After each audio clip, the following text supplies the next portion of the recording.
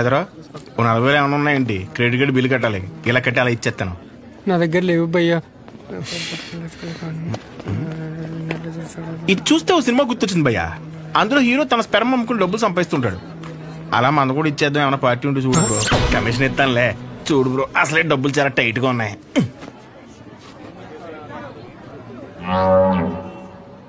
ప్రపంచం మొత్తం ఇన్ఫర్టిలిటీతో బాధపడినా మీది మాత్రం ఎవడు ఫ్రీగా కూడా తీసుకోడు భయ్యా. కొడితే నాకేం తక్కువ?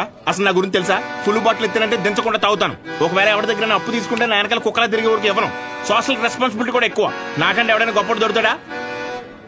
చూడు భయ్యా, ఒకవేళ ఓకే అంటే రోడ్డు మీద తేనెమ్మినట్టు అమ్మేద్దాం.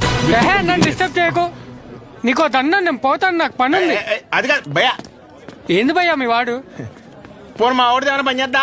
నాదేంటి? నీకో నమస్కారం భయ్యా, నేను పోతాను. అందుకే రా, నీ గర్ల్ ఫ్రెండ్ నిన్ను వదిలేసి వెళ్ళిపోయింది. నా గర్ల్ ఫ్రెండ్ వదిలేసింది అందుకు కాదు భయ్యా. మరి ఎందుకు? నా పేరు నచ్చక. అంత గొప్ప పేరు ఏం పేరు? అతుల్.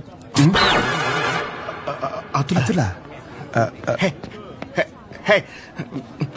నలుగురిలో నెల పిల్లలు తెలియక వదిలేసి ఉంటుంది పాపం. ఇంటి పేరు